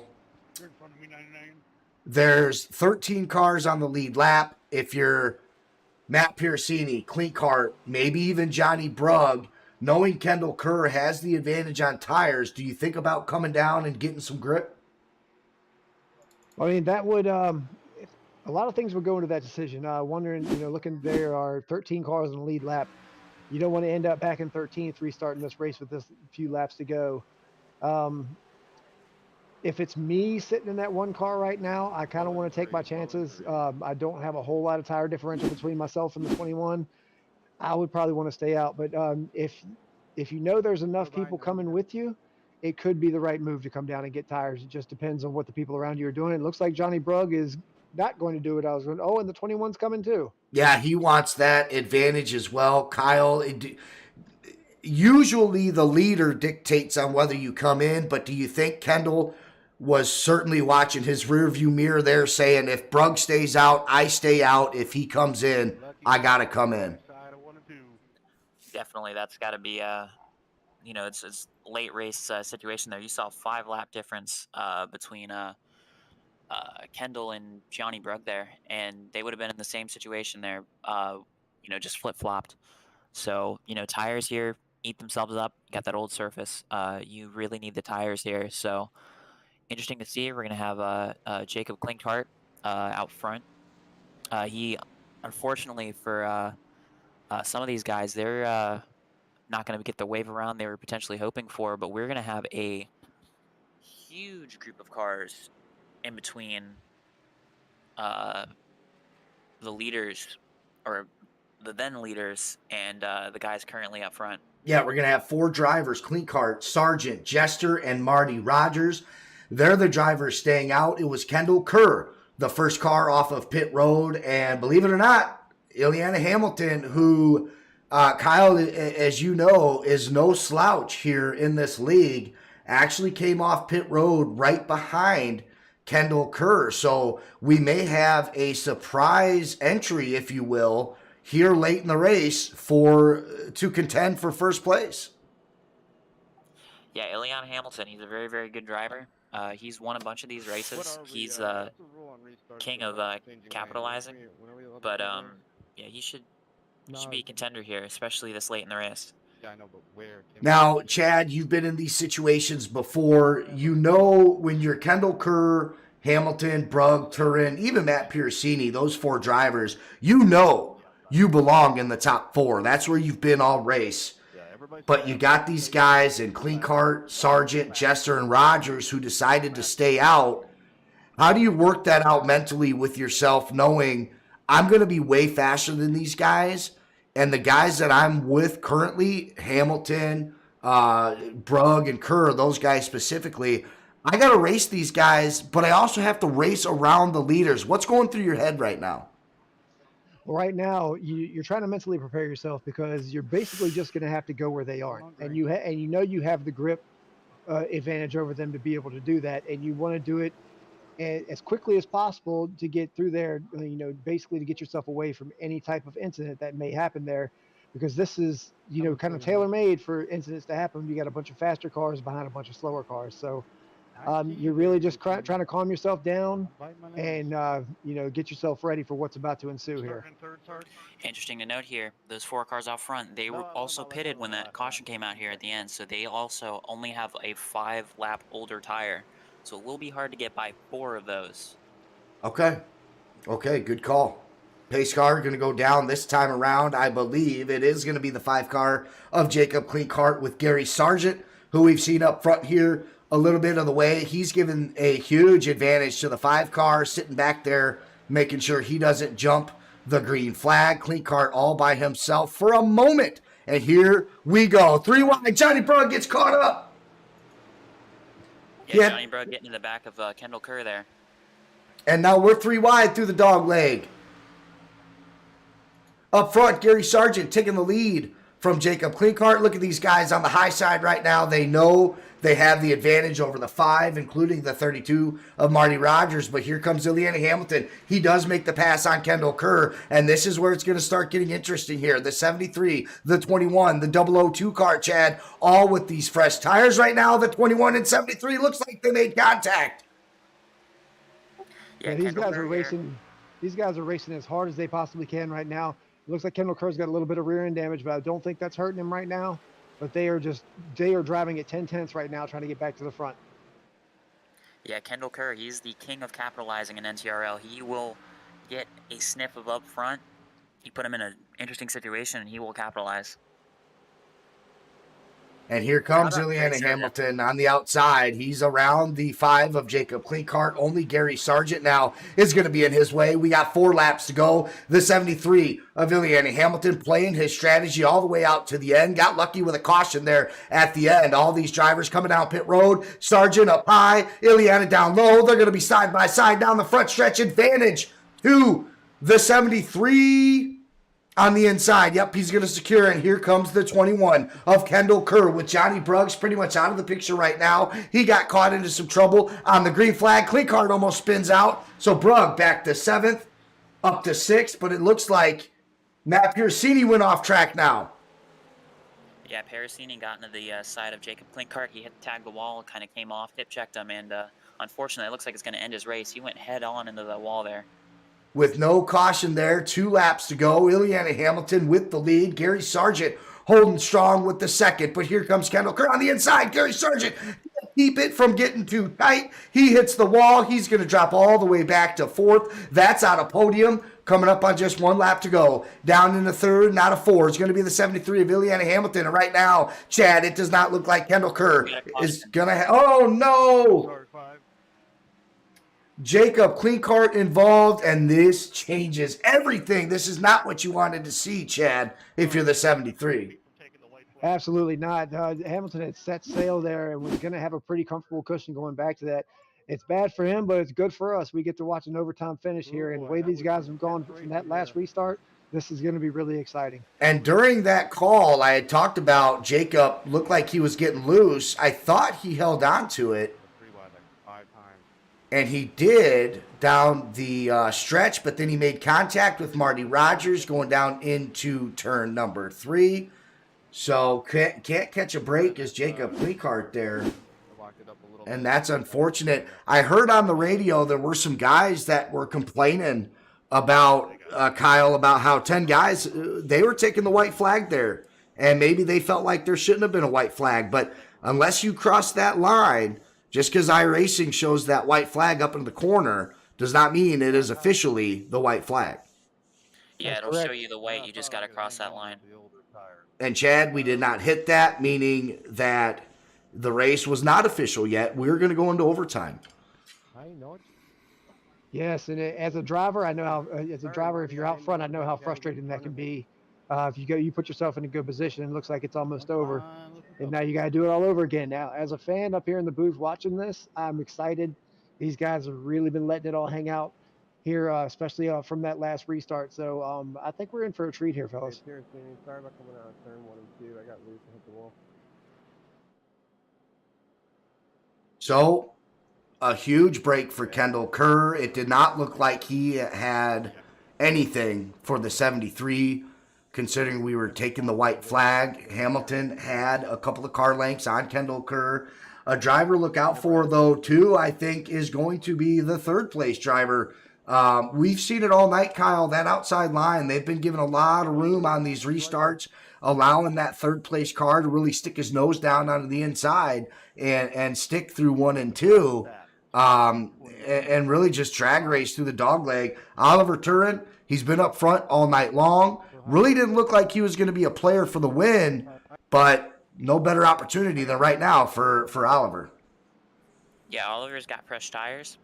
He's on the same tire strategy as the 73 and the 21. He'll have a good shot here, but yeah, that inside lane, if he goes there for that inside lane, it could be a Clint Boyer, Jimmy Johnson, Jeff Gordon situation at Martinsville back in the early teens. Throwing it way back there, almost as old as NTRL, of course, in their 21st season, celebrating that here tonight. It is their anniversary. I'd like to see Gary Sargent win this thing, right? I mean, why not give it to the OG? He's up 15 spots overall in that fourth. Unfortunately, Chad, I don't think he's going to have the tires to win this thing. He was getting a little bit tight. We saw before that caution up into the wall. I think right now, these top 3 drivers that we're looking at, really the only guys that are going to be in contention. However, Johnny Brugg up to 5th. We'll see.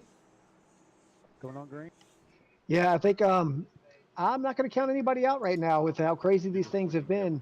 I'm not sure you can count Sargent out at this point, just based on the last couple restarts we've seen.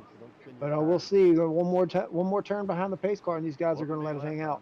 Yeah, listening to these guys talk right now in comms, Kyle, I think they want the green-white. They want this green to go on green.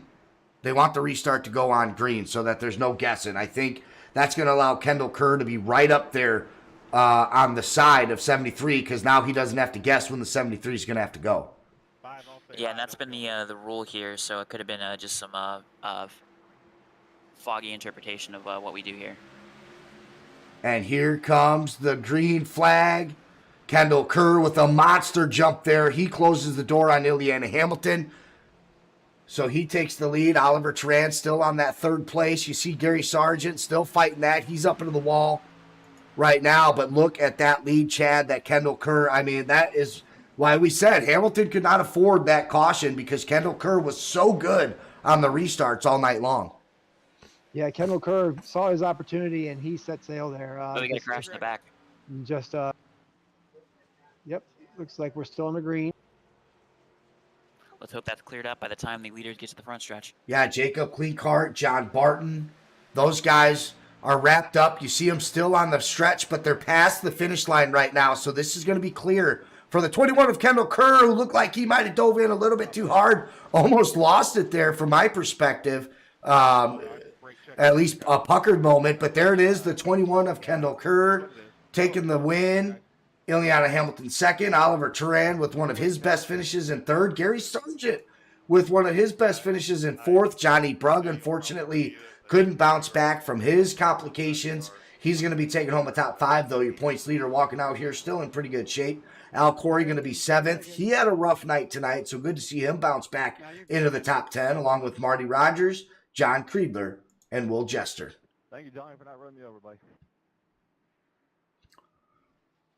Good job hanging in there. We'll give Kendall Kerr a moment to celebrate here. The podium drivers will be in the booth. We'll get some race interviews for you. Guys, Phoenix, one of those tracks that if you have a handful of great drivers, which pretty much everybody in this league is, I mean, this is some of the best racing to watch. Oh yeah, you put anybody on a good series on a track, and you can get some good racing. Good result here for Kendall Kerr. I think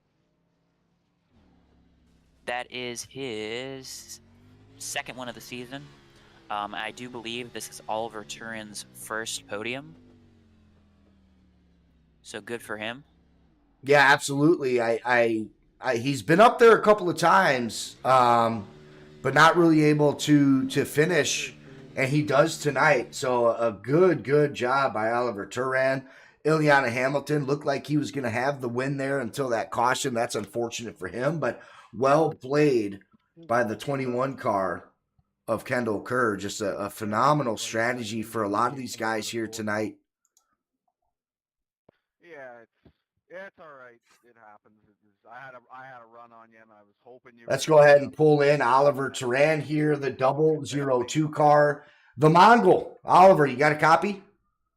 Yep, I'm here, man. Hey, man, we were just talking about you've had some pretty good runs here this season. We've called your name out a bunch, which means you've been in the top 5, you've been in the top 10. Really never able to get into that podium at the finish. You do it here tonight at Phoenix, which appeared to be really a difficult task because everybody brought it here tonight to Phoenix. Talk to us a little bit about your race, your strategy, and how you were able to, at the end, finally lock down that podium. I mean, I honestly just felt like I was holding on for dear life the entire thing, man. I'm shaking after 125 laps of that. Real tight at the end. I mean, you talk about the talent. Tons of guys that I felt were faster than I was ended up behind me. So I'll take it. Podium is always good and can't complain.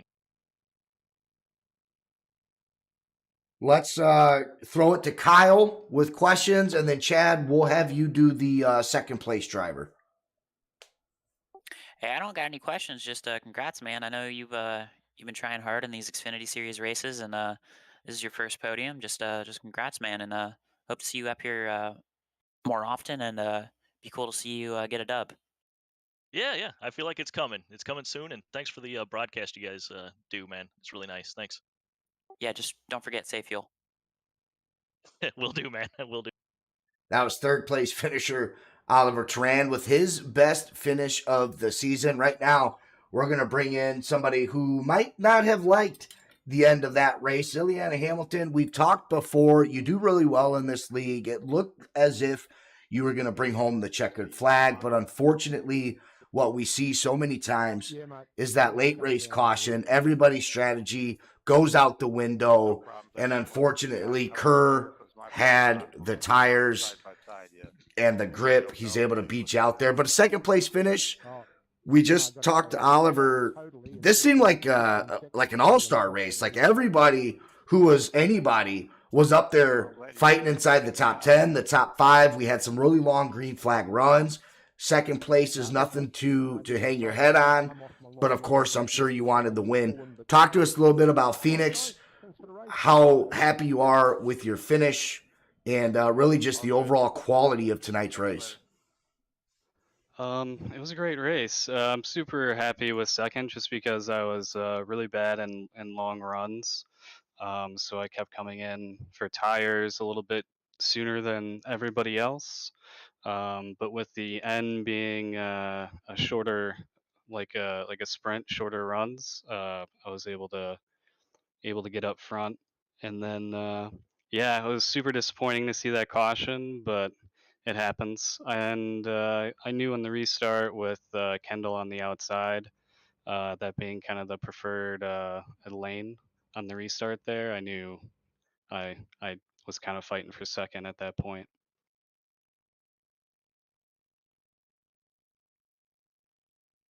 You got anything for him, Chad? Well, yeah. First of all, congrats on a second place finish there. My heart kind of goes out to you when that late caution came out because man, you were setting sail there. What exactly goes through your mind when something like that happens? Just disappointment.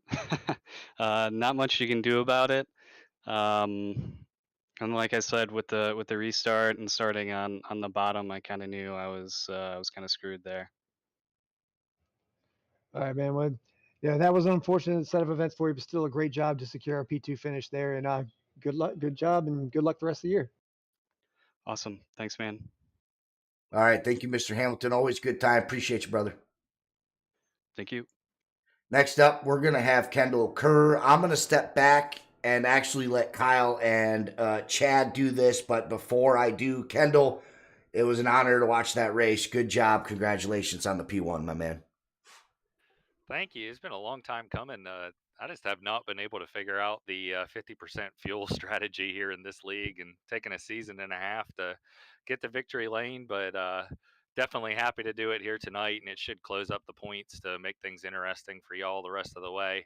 I don't know about some of the tracks I got coming up, but either way, it should be fun. It's always fun racing around, Brugg and Piracini and those guys.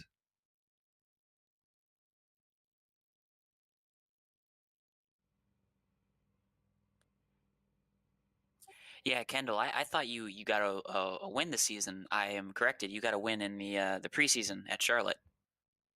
Yeah, one preseason at Charlotte, one Bristol. I don't know if it was preseason or just messing around in the Xfinity cars, and I think we won some kind of exhibition last season in dirt or something. And but finally put it together, and it was good to do it in a broadcasted race. I thought I was going to have a shot here at a few of them, but just has never seemed to work out. But one difference I had tonight, I did have Scott McCarris spotting for me, and he is a huge help. That's the first time I've ever had a live spotter in a league race, and might have to sign him up for a few more after tonight.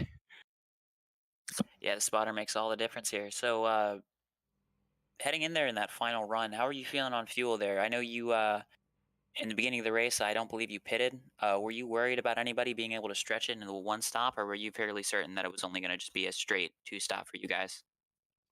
I was definitely worried. I was pretty sure the 24 could make it to the end of the race, and maybe Sarge and a couple others. So I kept asking Scott. I was like, where's Sarge at on the track? I was trying to figure out if I needed to take two tires there or like split um, the laps in half to just get the most out of the fresh tires, which is what I tried to end up doing. And I actually did take two tires on that long run just because I was scared that I'd be a lap down. And if the caution did come out, I'd be totally screwed. I knew if I at least got on the lead lap, I'd have a shot to come in and get four freshies. But fortunately, it all worked out. At the very end, I was worried people might think I jumped the start, and I was like, man, I timed that green absolutely perfect. I hope they don't, I was like, I'm 100% sure I got that because there was a restart where I was on the outside earlier in the race, and I went just a quarter second too early and didn't caught the brakes and let Johnny go way ahead. But overall, great night. Hopefully, the broadcast turned out well. I'm sure it did, being that you guys are in the booth, and just happy to finally put this number 21 Ready Foundation Ford Mustang back in victory lane. Feels good. Well, congratulations, Kendall. Chad, do you have anything you need to say? Yeah, Kendall, that was a hell of a job, man. Getting out front of that late restart to close this out. Let's talk about earlier in the race, though, man. You and Johnny Brugg put on a show. Was that as much fun as it looked, or was that more nerve wracking? No, it's a blast. Anytime you get out racing around some of these guys, the front runners, and they're going to be in the right spot and hold their line and just be where you expect them to be, you can really kind of crank from 95% to 100%. And like you guys saw, put on a good show. But I only had maybe 7 minutes of practice before this race started. Um, so I knew Johnny was a lot faster than me through practice, and I wanted to get a lap lead early in the race, so we accomplished that. And then I wanted to kind of pop behind Johnny and just see what he was doing and learn. Um, and I tried to do that. And then through the second run, I know he got through lap traffic a lot better than me there. And that's when I was like, man, we better just split this last segment here in half and try and use our tires the best of our ability. And I think Johnny ended up coming the lap after us. And that was probably easily a second there just by beating him onto pit road by, 1 lap. Yeah, and we were talking about that in the booth. That was definitely the move to come earlier than him right there, just kind of leapfrog him in the running order. But just in conclusion, man, it looked like towards the end before that last caution that things weren't going to work out your way just because you got shuffled back. But, a way to hang in there and capitalize, man, and bring it home. Yeah, I appreciate you guys always doing this every week, and got to say congratulations to Chase Briscoe too. He got his first win here at Phoenix, and he actually runs in our other league with us sometimes. So I can say now that I've raced against a Cup Series winner. So congrats to Chase, and it was pretty cool to get my first official no-toed win here at Phoenix the same day. I forgot about that. I wish I brought that up. Alrighty, well, thank you, Kendall Kerr. Yes, as Chad said, I will echo watching you and Johnny Brugg's race for the lead was very, very spectacular. And I'm glad you brought up that you had a spotter because I think it makes sense now why you guys were able to race as aggressive as you were, knowing that you had somebody in your ear, watching your back like that. I thought that was just some awesome racing between you guys. I know he got caught up in a scuffle there on that last restart. Unfortunately, he dropped back. But yeah, like you said, you might have to bring that guy back because first time spotter and first time winner for this season, Kendall Kerr in the 21 car. We appreciate you, buddy. We'll let you go. And big shout out to your spotter, by the way. That must have been an impressive call for him. Scott McCarris, number 65. He's raced around here a few times. So, yes, hats off to Scott. I appreciate him very much on this one. Thank you, guys. All right, that was race winner Kendall Kerr. Certainly no slouch, and talked about here a lot on No Toe Racing League. Good dude. Everybody here is a good dude, but proving it here tonight. He can win a race. Shout out to Gary Sargent as well. 4th place finisher. What the hell? It's his night. Let's bring him in. 4th place finisher, the 28 car. They call him Sarge. Gary Sargent. Gary, you got a copy? Hey, buddy, sure do. Hey, normally, it's just podium guys up in here. But we figured on such a special night, you had a tremendous run here. We obviously saw you battling some grip there towards the end, getting a little bit tight. You were eating the wall there a little bit, but you were up 15 spots. You qualified 19th, and you end up in 4th. A heck of a run for that 28 car. You had the paint scheme created by none other than Al Corey, a great representation of the league, the band of brothers that this sim racing community has been able to build. Talk to us a little bit about, I know technically it was last week, but we were off, so we'll talk about it here tonight. Being able to do these anniversaries year in, year out, and honestly having your best race of the season so far. That was a good one. And even more impressive is how bad I screwed up on lap 2 when I about drove right into the rear end of the 74 and instead locked up the brakes and hit the 12, which resulted in the 12 and the 68 and a couple others getting banged up. Well, see, we weren't going to bring that up, okay? Yeah, we were going to let that slide. Yeah, I was not expecting him to slow down that much going into 2, and then when I locked it up, I lost control. It didn't want to turn. So, yeah, I really hate that I did that. but had 2 minutes of optional damage. Managed to get that fixed up. I kept doing fuel stops or fuel only when I was getting the damage repaired, and so I saw once we got going, got on a long green run, I could see that I had the distance to make one stop. So I actually only took one set of tires tonight, and that was at lap 75. No, sorry, I took two because I did pit a little bit further on when we got closer on. But so I had it all the way. If we had stayed green, that pit or that caution came out there in the early 100s. That kind of changed things up again. But then I stayed out when the leaders all dived in there, right there at the end, and I was hoping they'd have to fight their way back up to me, but that didn't quite work out. So I didn't have the grip they had there at the end. Yep.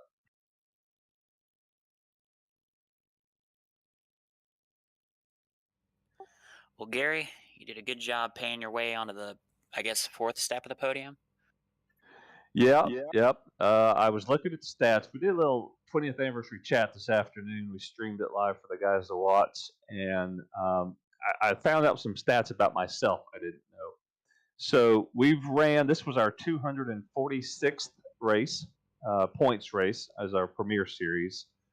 We've got more races than that when you count our Truck Series, ARCA Series, street stock stuff we've done on the side.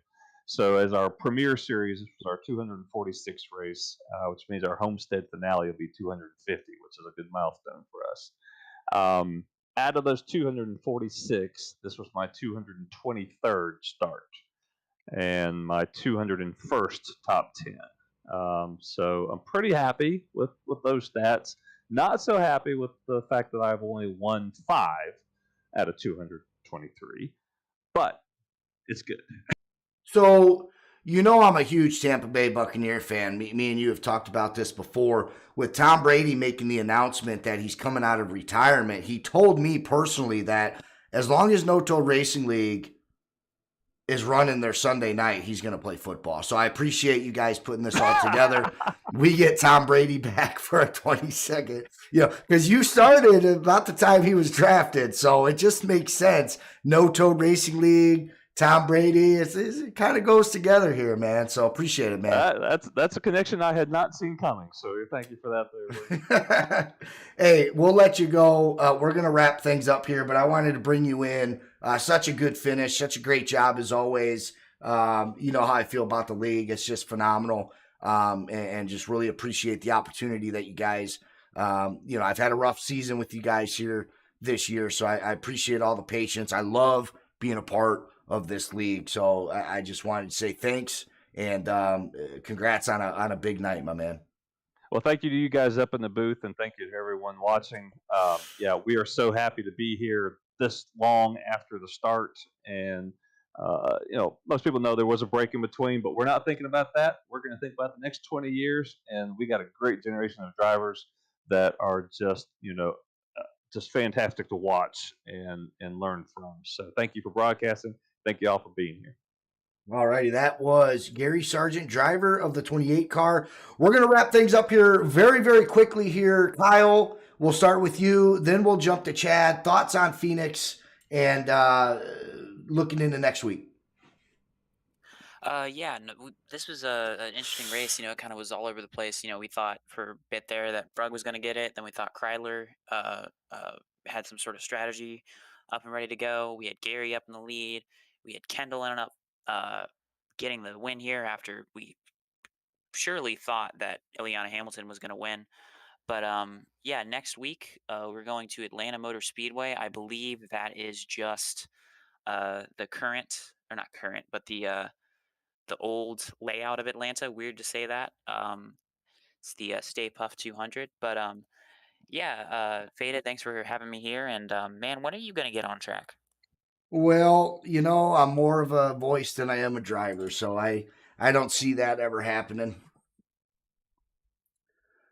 Oh, you can load it up for the Monday series. We'll commentate on that, and then you can go out and track, have some fun. Maybe. I went out and got a bunch of new equipment and stuff, and it barely even raced with it. I think I enjoy my time in the booth more than I do on track, but we'll see. Who knows? Maybe maybe one of these Sunday nights we can do like a guest race or something. Somebody can take my spot here in the booth, and I can take over their car for the night. Yeah, let's put you in instead of Johnny Brook. Well, I don't know if he'd be, you know, I don't know. You know what though? That one car, if I was, it would still be up front. So you guys wouldn't want that, you know. So, anyways, Chad Snyder. Obviously, we can't really talk about next week with you. You'll be back into your racing schedule. Thoughts here on Phoenix, though? I know you powered through some technical difficulties early on. You stuck it out like a champion, able to pick up about maybe a little less than halfway through the race. Thoughts on Phoenix here tonight? Man, just from what I saw of this race, it's like a movie with a twist ending, but still ends the way you expected it to. Just with everything going on, we watched Kendall Kerr and Johnny Brugg just put on an absolute show through the middle part of this race, and then you see both of them get shuffled back to strategy. Like Kyle said, you got 3 or 4 guys working different strategies going on. You know, we think it's all but over at the end with Ileana Hamilton pulling away, and then you get the late caution where Kendall Kerr, you know, pulls a rabbit out of his hat and goes on and wins it anyway. This race kind of had everything. There's a lot of comers and goers, a lot of guys working different strategies. Some of them just going on all out speed. It's hard to imagine anybody looking at this race and not being satisfied walking away. Absolutely. I echo that. We got to call it for time here tonight for the guys that have stuck around. We appreciate it all the way to the end. Kyle Gretsch, Chad Snyder up into the booth here. I'm Brandon Robinson for FadedTV. We appreciate you guys, and we'll see you next Sunday night as we get closer